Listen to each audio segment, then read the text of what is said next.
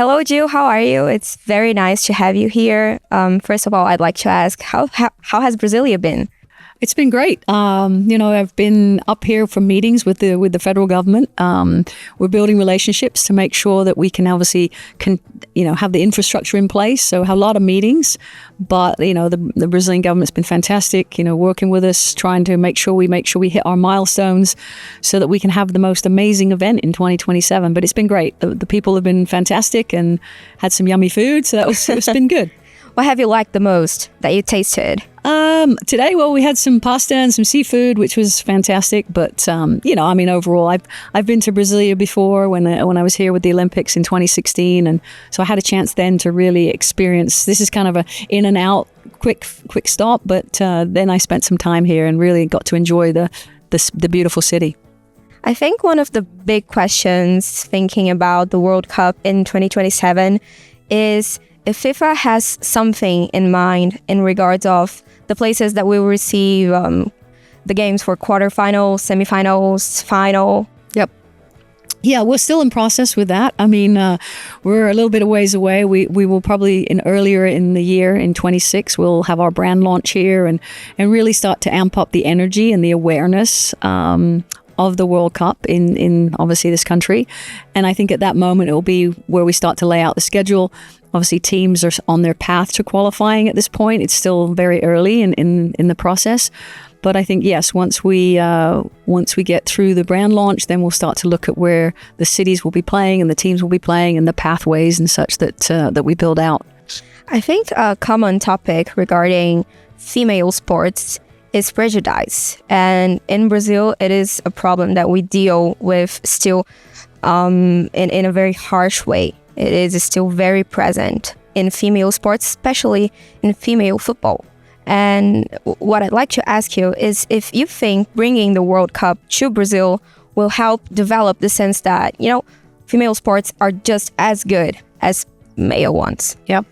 I think partly, and I was talking to my colleagues this morning, that when a country hosts an event like the World Cup, and especially obviously the Women's World Cup, it certainly brings a big lens of focus on there. And with that lens, you're absolutely right. It showcases the power, I think, of sport. And listen, having been a female in the sport for many, many, many years, I've seen us make progress.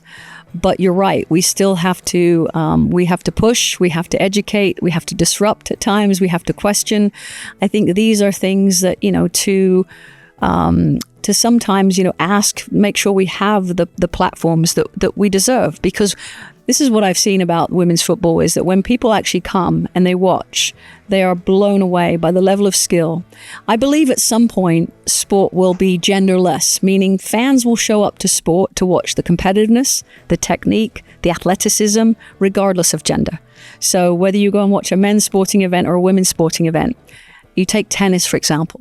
Some of these Sabalenka, Venus Williams, Serena Williams, these are players that are so good at what they do. People don't look at it and go, oh, that's female tennis. They go, wow, what a tennis player. I think the same will happen for, and I believe the same for women's football. There are probably many people here that are kind of like, oh, it's women's football.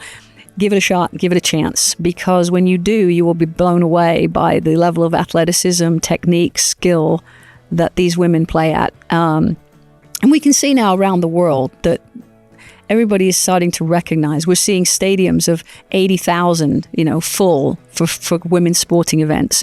We're seeing, even in the 2023 World Cup, 2 billion viewers tuned in to watch the Women's World Cup. Over 1 million fans travel. I mean, the numbers are supporting the fact that this is the sport that's going to continue to grow and continue to attract fans and people that want to be involved in it. One of the other things I'd like to ask you is actually, before being at FIFA, you worked as a coach.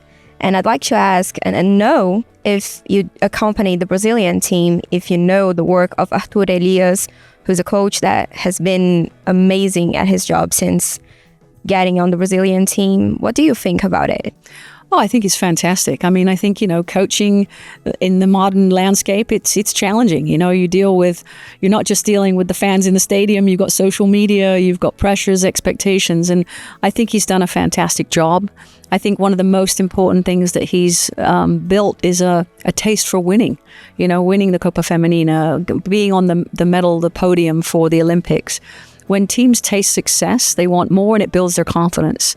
So I think, he's positioning Brazil to be in a position to really be competitive and work. I mean, I think they'd be disappointed if they didn't get on the podium in 2027 in terms of, he's also done a great job of blending the new and up and coming talent with the veterans. I think to win, you have to have a combination. You can't go in with a team that's completely inexperienced and young, and you can't go in with a team that's, all veterans and at the end of their career. You've got to have that balance. And I think he's done a really good job of blending that. And you can see they play with passion and they play with purpose.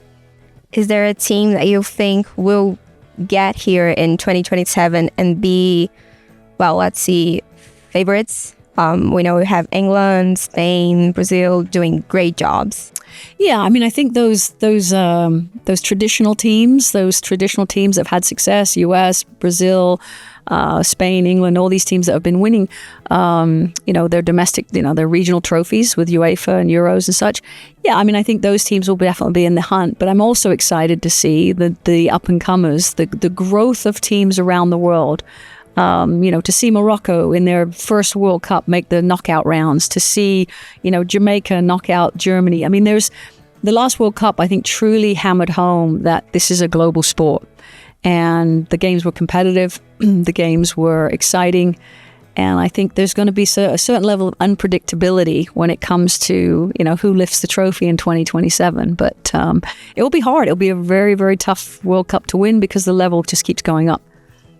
Well, the last thing I'd like to know is, in the last couple of days, we have seen FIFA study using VAR in corners and such things during the World Cup in 2026.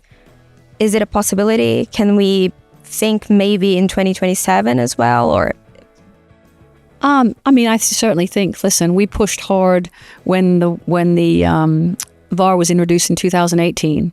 I wasn't with FIFA at the time, but we pushed hard to make sure we had the same level of proficiency and technology. And certainly in 2019, we had VAR. I think in today's games, there's so much at stake, and the margin for success and failure is so fine that I think giving referees assistance with technology, because they can't possibly see everything from every angle, I think it's a good thing. I think fans have grown to expect it. And so, yeah, I would imagine that what we're sort of laying the groundwork for in 26 would be something that would be implemented in 27. Okay, well, thank you very much for having us, Jill. It's a pleasure to talk with you, and hope we see you again in 2027. Pleasure. Thank you for having me.